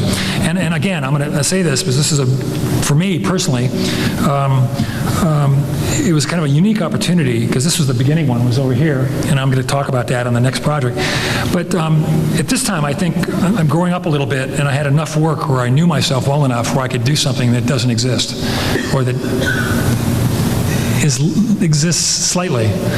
And I think there's times when that's appropriate, and it allowed us to work on an existing building in an adaptive use, and it allowed us to literally see this piece. It's a landscape roof, and again, a terrible drawing. It's literally just a continuation of the Rose Garden, and it'll from the main part of the site, from the Rose Garden, from the new Science Museum Center, and from the new, or the now under design Natural History Museum, which Steve Hall just won. It'll literally go away. We're into another one of these breaks. You okay? We're looking at a cafe, which became a kind of a investigation for us. It's called Tsunami, and it's in Las Vegas, and it's very much working off the idea of skin that we left with the Soul project, but where Soul constituted an interface between boundary and surface. Tsunami is a blotter. It literally absorbed stuff. And what became extremely interesting to us was a dialogue between surface and the literal figuration of a drawing, of a graphic, which is figurative, which is literal, and the abstraction of the folded space, and the dialogue that comes out of the conflictual nature of that, the grading of those two things. And I'm going to come back to this too in a project we're doing now that's becoming absolutely essential as a strategy, a courthouse we're doing up in Cleveland. But again, I was interested in the again, we could go forever, also in kind of promoting the, quote, kind of artificiality of space connected to Las Vegas. In fact, I found it really odd when Rem did the museum with the rusted walls. I was like going, oh, what an odd thing, because that's the thing, we would have literally done that project, but it had been about 15 years ago, because he was kind of looking for an authenticity in a real straight way, and I would have thought it would be going just the opposite, because of course you remember the photographs of this thing, it's just totally goofy, the pastiche of Venice and all that. And we're trying to find a little more kind of sophisticated idea of that. And then I want to show you the Kids Museum, but I'm not going to. We're not ready yet, but you'll look at the model that it's following, and we now took this idea of body-skin dialogue. This is a competition that we lost. It's a competition for the School of Architecture in Cornell. Steve Hall won it and just got fired, and they hired somebody else. Doing a School of Architecture is bizarre. I think Steven said it's like operating on your own brain, and it seems to be pretty close. But again, the main idea is pursuing this notion of a dichotomy between body and skin. And the tensions of the spaces between that I talked about as we looked at that one soul slide, the relationship between the spaces of the two. And, what do I do will this just start happening? And then we had this incredible opportunity in an exhibit we had in, do I do something? Will it just start happening? Or will it not happen at all? We had a show at the NAI in Rotterdam, and Christine Farais, who was the director at the time, Aaron Besky is the current director, was very much promoting architects that exhibited their work, right, through construction. And I need some help, guys. Do I do something? Will it just start going by itself? That's too bad. I got a motion thing here that you're supposed to look at. This is going to move. We took this notion of the folded space and a liner in a building, and we made it dynamic. And if you're ever going to look at it, it's going to move from a vertical space to a horizontal space, a private space to a public space, to an extroverted space to an introverted space. And it's her Dawn Martha Molly right behind here. She was the key character that put it together. And it allowed a completely different opportunity to look at kind of the literal kind of movement of space over time. And we had really a good time with it because the cycle was an hour. And the notion of kind of playing with our media environment, kind of fast food environment, that if you couldn't slow down to biological time, you missed it. You never even realized it moved, right? And to me, that's an extremely kind of important aspect of understanding that architecture operates both within modern time, media time, and it operates within biological time. And this will not come up. So I won't worry about it. Let's just, God, what a shame.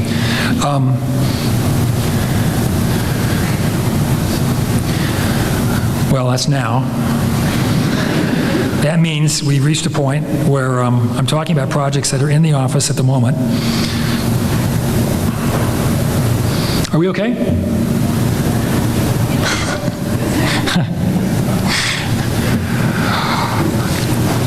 I need some tune up on this, I guess. I'm doing my best. I'm going to show you about 7 projects quickly. And again, the ideas I've talked about, they're part of the formation of these works. And they're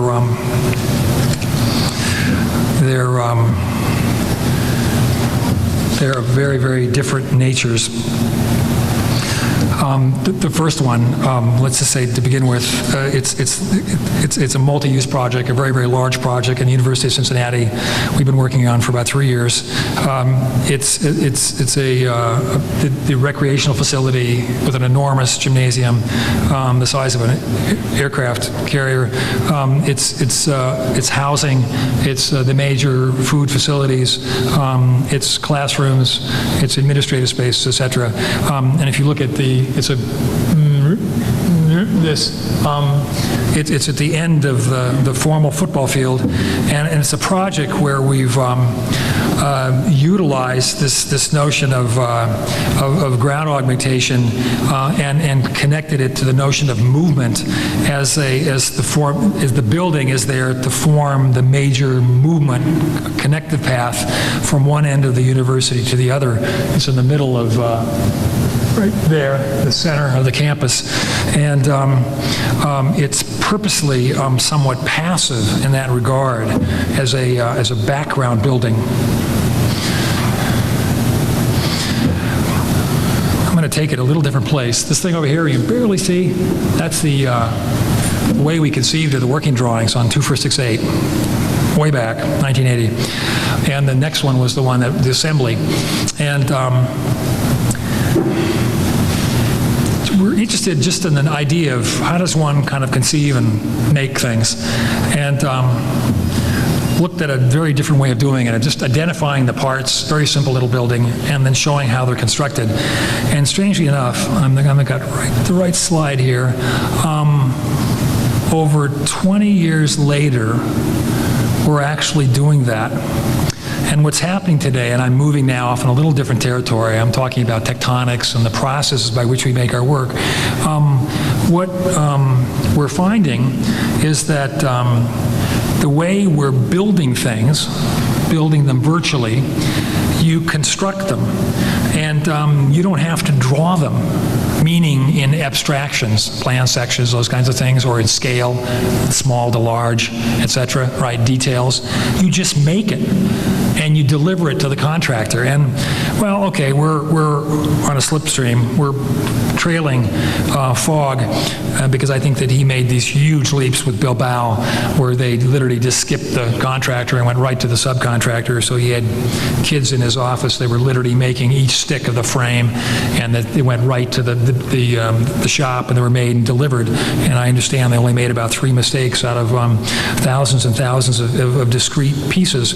And all of a sudden now, what you're looking behind here, and I'm not going to, this is a discussion on its own, but I just want to make it open, is that there's an immensely different method of how we think and how we produce architecture, and it's something that's extremely seamless. It really challenges the early conceptual to the working drawing phase, and that you can complete something way early in the processes, and it really disrupts the kind of traditional hierarchies of how we proceed through our work. 2 years ago, we, I guess this is our second GSA project, and it was quite startling because I never thought we would possibly get a piece of work like this. No one kind of anticipates certain architects getting work from the federal government. And we won this commission for a courthouse in Eugene, and it's been an extremely challenging project, working for a user client who is a Chief Justice, and a project which requires an enormous amount of negotiation. It's funny, in my notes I said more negotiation, less vision. I'm not sure that's being a little cynical maybe, but a project, and I'm showing the arch in Cincinnati, a project which is attempting to negotiate some idea of modernity and in history that might be implied in that connection, if one is going to proceed with the work. And just briefly, the stuff over here, I was extremely interested in formulating a logic. I'm working with all people that are trained in law. They're justices. They're immensely articulate. They're maybe somewhat conservative in our terms. They certainly have an idea of logic which is a little bit more maybe constricted than you would find in the artistic community. But if one can't formulate the logic, you're going to go nowhere. And what we attempted to do here was to produce a collision between the normative Cartesian logic, which is shown on this end, the lower pieces of the plinths, versus these objects, which you'll see in a minute, which are formed through flows of force, which you're looking at here. And we use the idea of a casting we're right at the edge of the river in Eugene, and then all of our judges, for some reason, are fishermen, and it doesn't matter what the example is, it's irrelevant. It's like Calvino's Invisible Cities. It's, you can, the relationship of the individual interpretations of the city are inventions. And so the casting into the water became the idea, and again, it related to some broader notion of chaos, or more an interesting idea of system. And as you're looking at it, as it drops into the water and sets out its force field, those force fields in turn make these lines, and those lines in turn make the connective tissue between the courtrooms. And then after that, there was a whole notion of the idea of the singular courtroom, which began kind of the history of the courts in this country, because I started my trip with it. I started this project with a trip to Indiana and going back to my father's birthplace in Tipton, and looking at one of these courtrooms and trying to bring to this project the essences of that singularity. And you'll see that in interpretation of this work. It also took took this huge kind of effort of negotiating this logic. We've spent time in Paris. We've taken a trip down to Bordeaux to see Piano's courthouse that you probably know, the piece that comes from Fermini, if you've seen it. We went to see Nouvelle at, help me out, where's Nouvelle? In Nantes. And because it took a huge amount of kind of communication to kind of move this guy. And then here's where these kind of things intersect, the projects. Because the project, which you can see some of the forms here, I haven't got them all, but they're these curved pieces, which, well, we look back, and that's a piece of an earlier project 6 years ago for the Rockwell, that was forming these kind of private theaters, amphitheaters, and here we have the forms that are these forms that are surrounding and are part of this structure of the courts. There's 6 courts in pairs, 3 pairs of 2 courts, and now maybe parallel to the beginning work in Korea, absolutely parallel to the tsunami, which seems kind of weird because it's kind of a meaningless little. It's a cafe, right, or whatever. We're starting to get interested in this notion of the literalness of the text. I should tell you that he was really worried, and he sees me as this kind of extreme left guy. And then when we met, he immediately gave me a little constitution to carry around. He wanted to make sure I read the 7 articles and the amendments. I go, come on, Michael, give me a break. And we started reading various stuff. There's actually John Simon's What Kind of a Nation, and we could rattle that on forever, meaning the dialogue between in this case, Hamilton and Jefferson, and the relationship between the individual and the collective, and on and on. And because again, this is a guy that wants to negotiate that. You'd love him, Moss. And he's shaking his head, of course. And now we're mapping on it this idea of the Constitution, because what I'm trying to find is a middle ground, and that there's a literalness. And it won't be the Constitution. This is just the beginning of an idea. This is now going to the selected artist.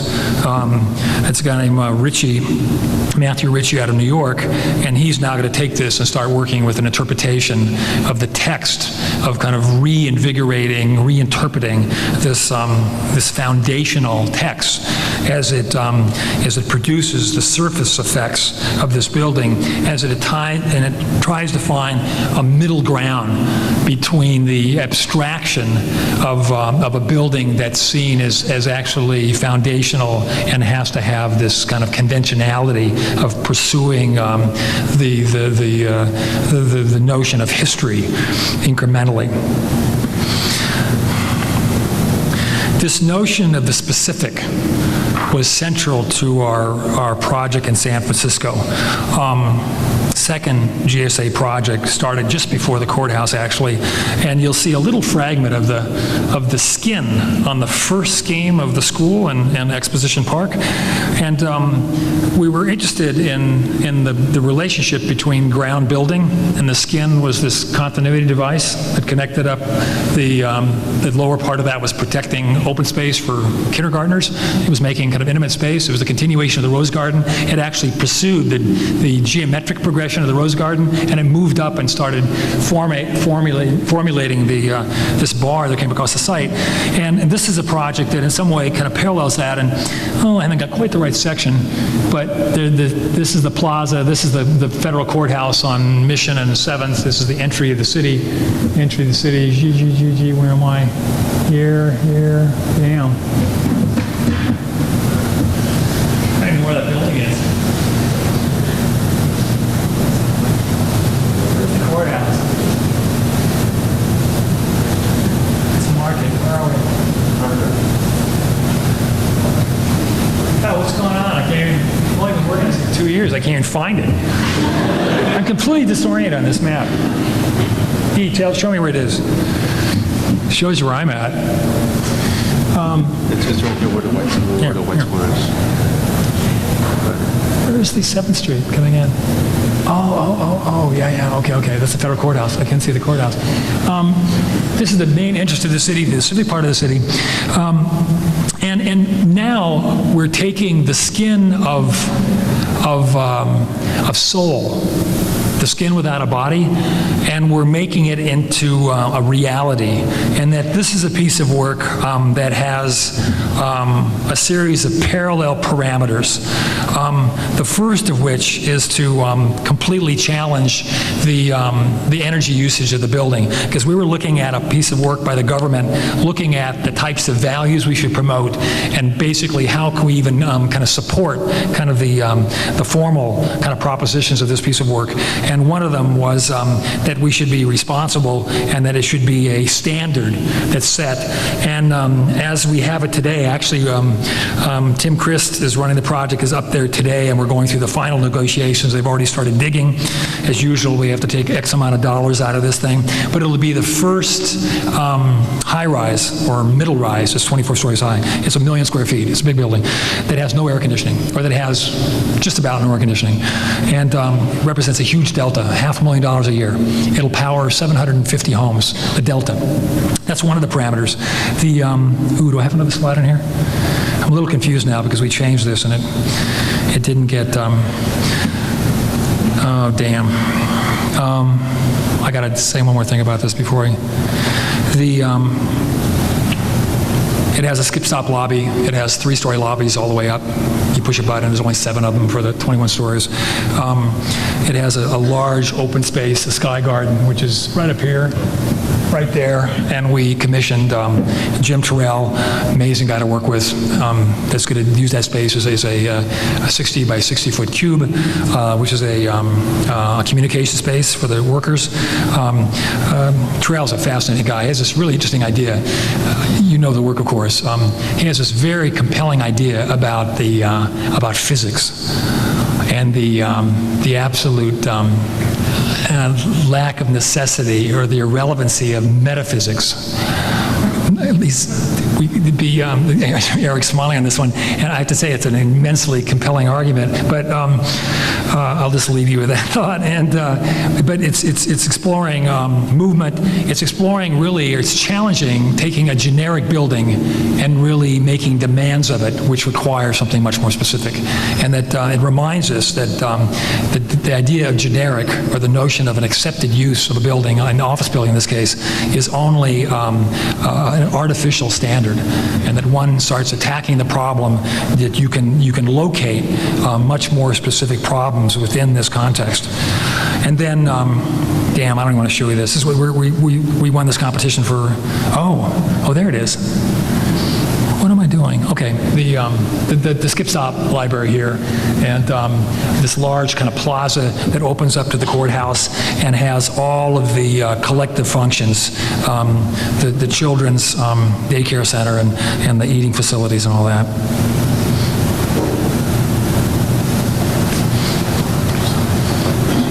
What am I doing? Oh, no wonder I'm getting all screwed up. Got it forward. I got it.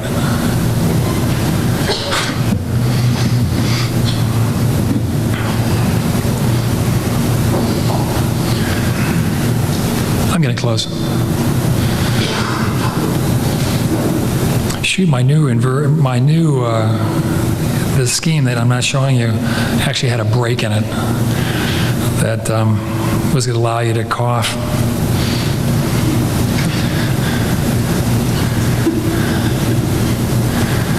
Privé shows up again. Waited 30 years to build Privé, right? It's only one. The only project that wasn't ours in the book was an image of Privé, and we get to build it. And I don't really want to talk about this. This is the sister of this building. It's the Caltrans downtown, and we're working so quickly that we're not even drawing it. It's going right into working drawings. I've got 15 people working on it. We're doing everything from schematics to site supervision at this point, and it's going to have many of the characteristics of the San Francisco building, but it's going to offer a very, very large interior room facing City Hall, and in 6 months we'll talk about it. And And then the third project, and I have no idea how this happened, but we actually got 3 projects from the GSA. Really, really kind of fascinating piece of work. It's the headquarters for NOAA, National Oceanographic and Atmospheric Agency in Maryland, outside of Washington. And it's essentially the tracking station and the lift control for NOAA satellites. And it's on a large piece of land, a 15-acre piece of land, this guy here. And we started off with a broad objective of trying to facilitate a building which captures the spirit and the objective of NOAA, which is seen as a caretaker of the world and a caretaker of the Earth, and as a dissemination of information about the various systems, natural systems, the height, the snow melting, tornadoes, hurricanes, temperature changes, on and on, which come through their satellites. And you're looking at the various departments as we've used the images from the satellites, which will be mapped on the interior of the building, and that recycle this information back into the facility itself. And then a notion of leaving the site empty. It'll be seen as a line directly north-south from the satellite itself. And there's this one single 400-foot long suspended bar, which has the mission control functions. Everything else is in the ground in a series of courts. All of the administrative facilities, about 200,000 square feet. The rest of the 50 is in this bar. And the bar is supporting 22 dishes that represent the ears of the work, that are the listening devices, and that are the translator of the informational systems from satellite to the computer stations within the facility.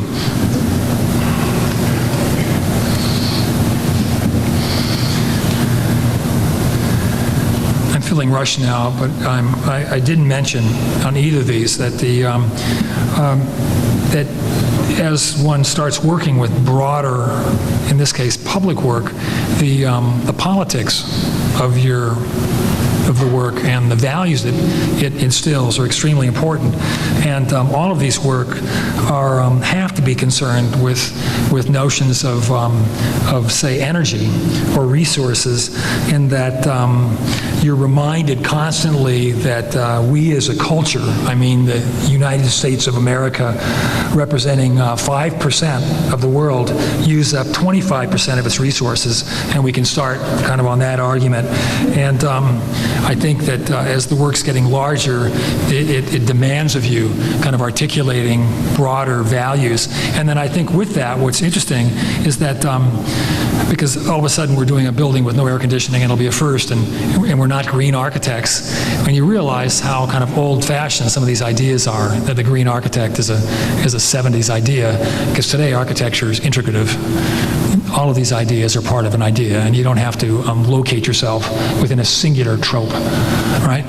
That your work can go any place you want it to go. And finally, the totality of the work represents some series of collected values.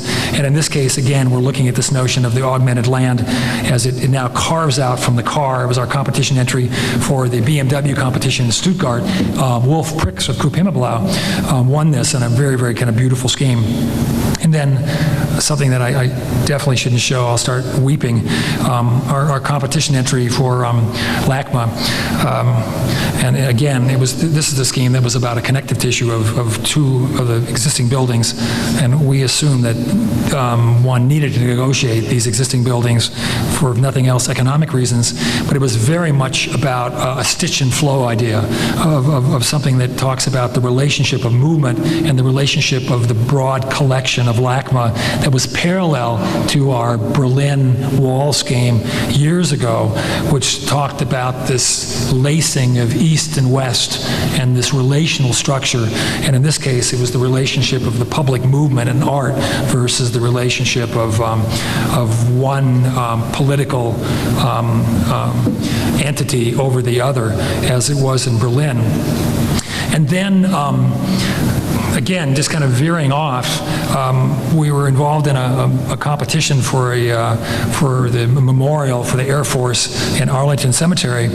And I'm showing this particularly for just one reason, and it's kind of that. This one here was a mold we made for NARA. And we had this idea of the egg that was kind of operated on one end of this. This is the one that was kind of activating the AGB project and the competition with the 3 theaters. And we couldn't do it. Mark McVeigh worked on this.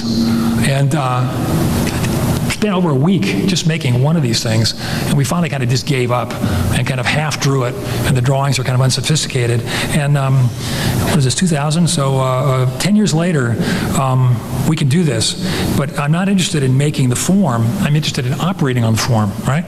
And now you're looking at that same egg, and this is a competition entry for a scheme in Rensselaer for a theater that we didn't win. But it's now, well, the model is made out of Z Corp, and no one even touches it. It's made while we're sleeping, and wow, where'd the hell did that come from? Forget that. And that is the drooping, the integration of the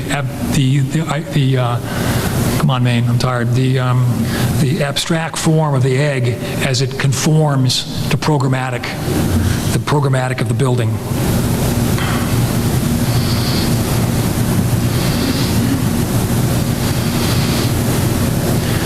There's 2 things, and I'm going to end on the World Trade Center.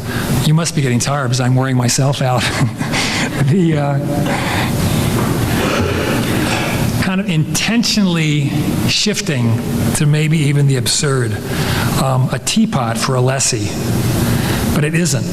And I'm trying to go all the way back to the early pieces of objects, furniture, etc., and how those are continually participating at all levels. So, and it's odd, you can't even predict how these things connect. A massive scale of an urban project and this intimate scale of a teapot that you can see the scale of the human hand as it touches it. And, well, several things are happening. Parallel to that last project, we're working quite similarly, and those are the prototypes. Ben's here somewhere. I don't know how many other Ben, but there's 25 or 30 of them as we look at various kind of pieces, and that's actually going to generate into a whole idea of each of these being unique. There's going to be 100 of them actually, and they're going to be operating off of a model that Marty, who is trying to get our computers working today, is working on. And so they'll be all actually different and differentiated. And but these ideas still are useful as they cross boundaries of scale and complexity, etc. And I'm continually finding that these relationships take place in ways that are completely unprecedented. And now I'm about to end. I'm going to come close to ending. As a precursor to the last 2 projects I'm going to show, I'm going to say that in the last 2 years I've been involved in kind of a funny project of connecting UCLA and a little bit of SCI-Arc to my research at UCLA, and I got involved and was asked to produce a series of interventions downtown. And as I started those projects, I found that I really was a stranger to my own environment, and I had a difficult time kind of really grasping how I wanted to kind of tackle these problems. And to begin with, Richard Koshalik, who was the kind of initiator, had really seen downtown in a very conventional sense, I thought, meaning in the conventional sense of a downtown like a center. And I'm going, no. In 1972, Bacon had already done this study, and LA was already promoted as the first multi-nodal city, and it's already 30 years old, and everybody knows that. And we went about as an outtake, kind of looking at the city, and it absolutely started shifting kind of my own thinking of the relationship of the analytical work and the work itself, and it had very much to do with kind of shifting my interest to the current work we're doing now, having to do with the larger scale urban stuff. And then I'm going to show you a kind of a final project, and it's a project for the World Trade Center, which is a culmination of kind of 3 separate interests. Was asked, like many people in this room, by Max Protek to kind of respond to the World Trade Center. I was asked by the Biennale to supply an idea for a 100-story tower, which I thought was kind of perverse and just about like a trick question. And I was asked to produce a scheme for New York Magazine. And then I took the three of those and kind of put them together into a kind of an idea. But all of them connected to this project, which was 2 years ago. We were involved in a, not a competition, I guess, an exhibition, an invited exhibition to do a piece of work at Penn Central.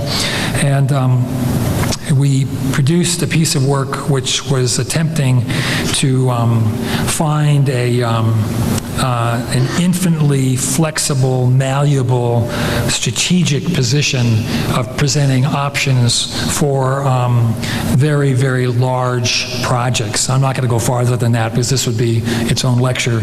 And it very, very much influenced our ability to deal with the World Trade Center as a project. And that we did, in some ways, much of our thinking or research, because what I'm going to show you was all done within 2 or 3 weeks. It's really a sketch. Shoot, that means I'm going to miss that. We're going to miss that one, aren't we? Got a great image I'm going to not be able to show you. This is an invention of a collection of interpreted found objects that was done 10 years ago for an exhibit in Copenhagen. And I've been working on this for 10 years. And it's about the kind of the highly differentiated, kind of heterogeneous possibilities of a connected set of possibilities, which represent kind of the extreme possibility of spatial differentiation as it has to do with the diversity and the complexity of the human being. And this is a project where we were able to promote many of our ideas in a singular piece of work. And there'll be things that I've talked about already. To begin with, we didn't build a tower. We didn't build 2 towers. We built a singular virtual tower, which you'll see in a minute. Do I have the video on this? I should do this again just to get it right. I'm missing all the fun stuff. The towers seem to be completely inappropriate at this time of history, and I'll leave it as a question that I would have said post-Soviet era U.S., that the notion of omnipotence, the notion of the unilateral notion of power that was conveyed by the World Trade Center is absolutely redundant and not useful at this time in history. That if you're interested in any notion of the multilateral, of the ability to communicate within a global culture, within political, cultural, financial terms, and that what's required is a complete rethinking of the status of Manhattan and the status of Manhattan as a part of a collaborative global activity.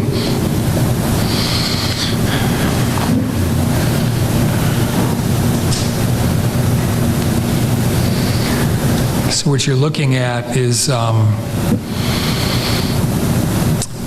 also you're looking at a process that can investigate various uses: residential, commercial, institutional, recreational, etc.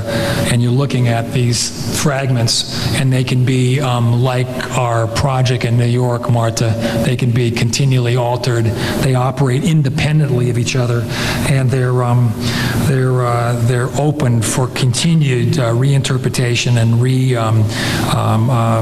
identification in terms of the quantities of things, etc.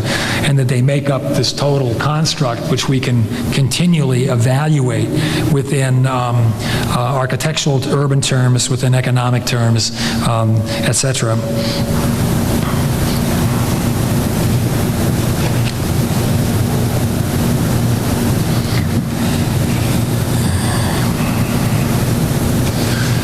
And of course, the project was it was a way of integrating old and new, a way of integrating the river's edge, a way of negotiating large-scale public attractions in the city fabric.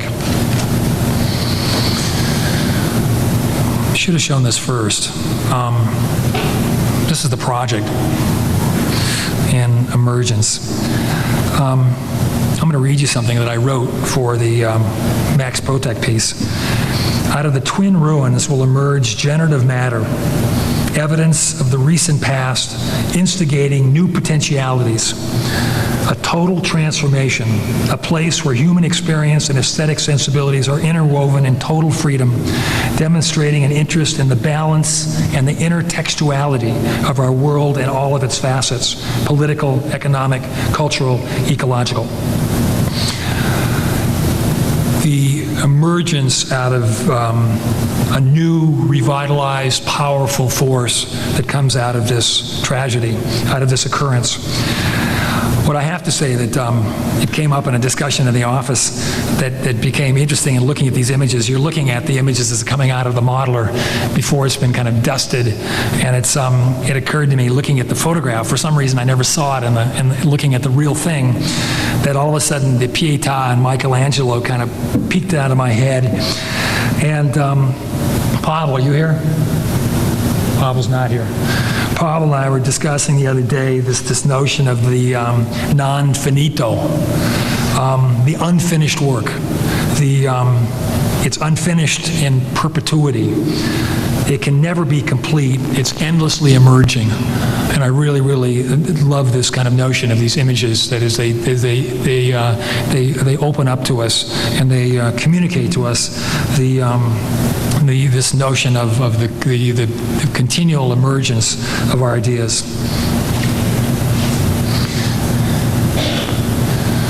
I think that's it. I'm going to finish tonight with a recent email I got. Hello, Tom. I came across this passage today and thought you might like it. Quote, with endlessness, with continuity, the verticality, the vertical erection of buildings is gone. The verticality is now bent down in parabolic curves, twisted turns, spherical curvatures. No resistance can prevent this overreaching into space, into neighboring areas, like fire tongues leaping ahead until they devoured themselves. Let's live space rather than look at it. We no longer need to reach the moon with 100-mile-high buildings. We can fly there.